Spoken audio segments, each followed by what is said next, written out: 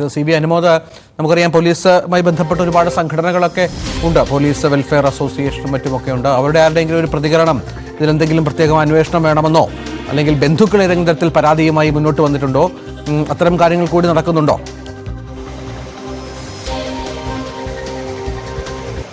നിലവിൽ ബന്ധുക്കളൊന്നും പരസ്യമായ പ്രതികരണത്തിന് തയ്യാറായിട്ടില്ല. അവരൊക്കെ തന്നെ ഈ ഒരു നടപടിക്രമങ്ങളുടെ തിരക്കിലാണ് എന്നാണ് അറിയാൻ കഴിയുന്നത്. അദ്ദേഹത്തിൻ്റെ വളരെ കുറച്ച് അടുത്ത ബന്ധുക്കൾ മാത്രമാണ് ഇവിടേക്ക് വന്നിട്ടുള്ളത്. അവരൊന്നും മാധ്യമങ്ങൾ പ്രതികരിക്കാനുള്ള ഒരു മാനസികാവസ്ഥയിലുമല്ല.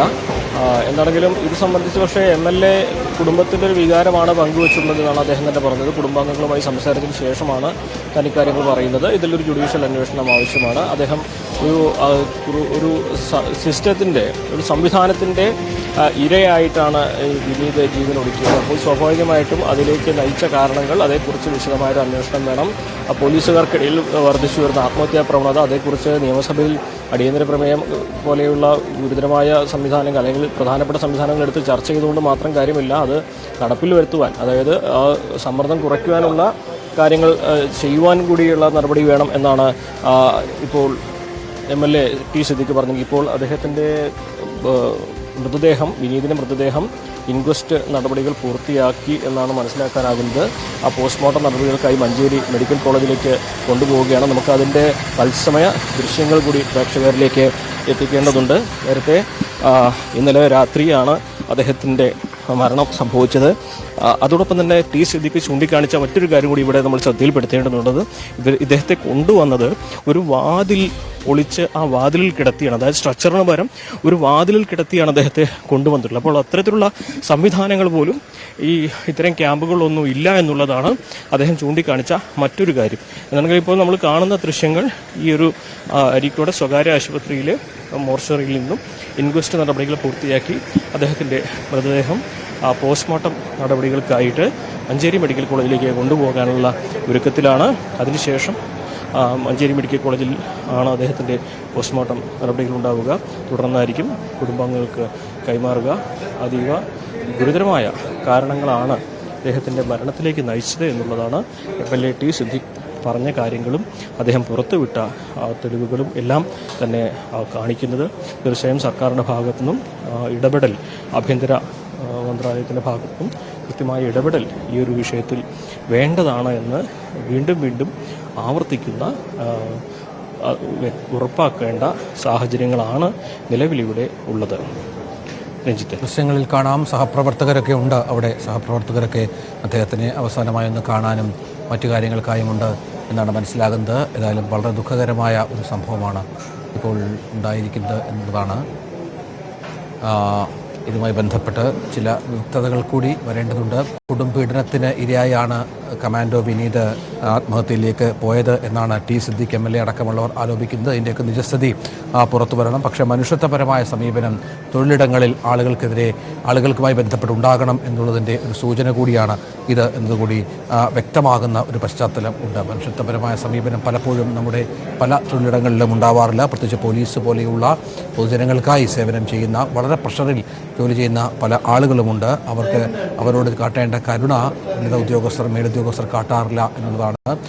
ഇതിൻ്റെ ഒരു പരിണിത ഫലമായി തന്നെ വേണം കരുതണം. മലപ്പുറം അരീക്കോട് SOG ക്യാമ്പിലെ കമാൻഡോ വിനീതിൻ്റെ മരണത്തെ പോസ്റ്റ്മോർട്ടം ഇന്ന് അല്പസമയത്തിനകം മഞ്ചേരി മെഡിക്കൽ കോളേജിൽ നടക്കും എന്നാണ് മനസ്സിലാക്കേണ്ടത്. ഏതായാലും നമുക്ക് ദൃശ്യങ്ങളിൽ കാണാം, ഏറെ ദുഃഖാർത്തരായ സഹപ്രവർത്തകർ അവരവിടെ കൂടി നിൽക്കുന്നുണ്ട് ഇദ്ദേഹത്തെ അവസാനമായി ഒരു നോക്ക് കാണാൻ എന്നുള്ളതാണ്.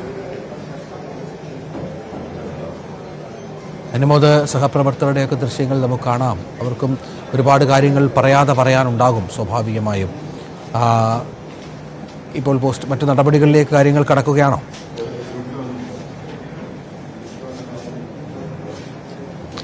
രഞ്ജിത്ത്, ഇൻക്വസ്റ്റ് നടപടികൾ നേരത്തെ തന്നെ ആരംഭിച്ചിരുന്നു. ഫോറൻസിക് വിഭാഗവും അതുപോലെ തന്നെ മറ്റ് ഉന്നത ഉദ്യോഗസ്ഥരുമൊക്കെ ഇൻക്വസ്റ്റ് നടപടികൾക്കായിട്ട് ഇവിടെ രാവിലെ 9 മണിയോടെ എത്തിയിരുന്നു. പെരിന്തൽമണ്ണ ADM-നാണ് ഇൻക്വസ്റ്റിൻ്റെ ഉത്തരവാദിത്വം അല്ലെങ്കിൽ ചുമതല ഉള്ളത്. അതിനുശേഷം കൊച്ചിയിൽ നിന്നും ഫോറൻസിക് സംഘവും ഇവിടേക്ക് എത്തിയിരുന്നു. ബാലിസ്റ്റിക് വിദഗ്ധരും ഇവിടേക്ക് എത്തിയിരുന്നു. കാരണം AK-47 ഉപയോഗിച്ചാണ് ഇദ്ദേഹം സ്വയം ജീവനെടുത്തത്. താടിയിൽ വെടിവെച്ച് ആണ് മരിച്ചത്. തല പൂർണ്ണമായിട്ടും ചിതറിപ്പോകുന്ന തരത്തിലാണ് സാഹചര്യങ്ങൾ ഉണ്ടായിരുന്നത്.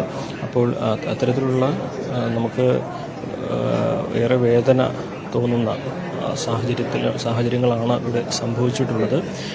അപ്പോൾ ഇൻക്വസ്റ്റ് നടപടികൾ അപ്പോൾ അല്പസമയത്തിനകം തന്നെ പൂർത്തിയാകുമെന്നാണ് നമുക്കറിയാനാകുന്നത്.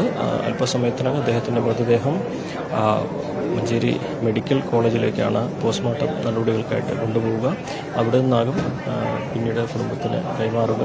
ഇതിനിടയിൽ ഇനി ക്യാമ്പിലേക്കോ മറ്റോ കൊണ്ടുപോകുമോ അത്തരത്തിൽ എന്തെങ്കിലും നടപടികൾ ഉണ്ടാകുമോ എന്നുള്ള കാര്യത്തിൽ നമുക്ക് വ്യക്തതയില്ല. അതിനെക്കുറിച്ചൊന്നും നമുക്ക് ഇവിടെ നിൽക്കുന്ന ഉദ്യോഗസ്ഥർക്കൊന്നും അത്തരം കാര്യങ്ങൾ പ്രതികരിക്കാനും കഴിയുന്ന സാഹചര്യമല്ല. നമുക്കറിയാം പോലീസ് സേനയുടെ ഒരു അച്ചടക്കം അത് സംബന്ധിച്ച് അവർക്ക് പരസ്യമായിട്ട് പ്രതികരിക്കുന്നതിലും കാര്യങ്ങൾ പറയുന്നതിനൊക്കെ നിയന്ത്രണങ്ങളുണ്ടാകും. സ്വാഭാവികമായിട്ടും വലിയ വിശദീകരണങ്ങൾ വേണ്ട സാഹചര്യമാണ് നിലവിൽ ഉള്ളത്. കാരണം ടി സിദ്ദിഖ് MLA നടത്തിയ വെളിപ്പെടുത്തലുകൾ, അദ്ദേഹം ഉന്നയിച്ച ആരോപണങ്ങൾ, അത് കുടുംബത്തിൻ്റെ കൂടി ആരോപണങ്ങളായിട്ടാണ് അദ്ദേഹം പറഞ്ഞിട്ടുള്ളത് എന്നാണ് അദ്ദേഹം തന്നെ അവകാശപ്പെട്ടത്. സ്വാഭാവികമായിട്ടും അപ്പോൾ ഈ വിഷയത്തിൽ ഒരു ജുഡീഷ്യൽ അന്വേഷണത്തിൻ്റെ ആവശ്യമുണ്ട് എന്ന് വ്യക്തമാക്കുന്ന തെളിവുകളാണ് അല്ലെങ്കിൽ സാഹചര്യങ്ങളാണ് ഇപ്പോൾ പുറത്തു വരുന്നത്. ഈ ക്യാമ്പിലാകട്ടെ ജോലിയിടത്തിലാകട്ടെ അദ്ദേഹത്തിന് കടുത്ത മാനസിക സമ്മർദ്ദങ്ങൾ ഏറ്റുവാങ്ങേണ്ടി വന്നിരുന്നു. അദ്ദേഹത്തിൻ്റെ ഭാര്യ ഗർഭിണിയായിട്ട് പോലും അദ്ദേഹത്തിന് അവരെ ചികിത്സയ്ക്ക് പരിശോധനയ്ക്ക് കൊണ്ടുപോകുവാനോ പരിചരിക്കുവാനോ കഴിയാത്ത ഒരു സാഹചര്യം, അദ്ദേഹത്തിന് അവധി ലഭിക്കാത്തതിൻ്റെ മാനസിക സമ്മർദ്ദം, അതിനുശേഷം ഈ റിഫ്രഷ്മെൻറ്റ് കോഴ്സിന് വേണ്ടി ക്യാമ്പിലേക്ക് മാറ്റിയതിന് ശേഷം അദ്ദേഹത്തിന് നേരിട്ടിരുന്ന അനുഭവങ്ങൾ, അദ്ദേഹം ഒരു ചികിത്സയ്ക്ക് വിധേയനായിരുന്നു, ഒരു സർജറിക്ക് വിധേയനായിരുന്നു. അപ്പോൾ അദ്ദേഹത്തിന് ഈ ഓട്ടത്തിൻ്റെ ഇവരുടെ പ്രധാനമായിട്ടും ഓട്ടം ട്രാക്ക് മാറി ഇയാൾ ഓടി എന്നുള്ളതാണ് ഇയാൾക്ക് സംഭവിച്ച വീഴ്ചയായിട്ട് ഉന്നത ഉദ്യോഗസ്ഥർ കണ്ടിരുന്നത്. അപ്പോൾ അതിന് നൽകിയ മറുപടിയിൽ തന്നെ അദ്ദേഹം വ്യക്തമാക്കുന്നത് തനിക്ക് പലവിധ മാനസിക സമ്മർദ്ദങ്ങളുണ്ടായിരുന്നു, ശാരീരികമായിട്ടുള്ള ബുദ്ധിമുട്ടുകളുണ്ടായിരുന്നു. ഇത്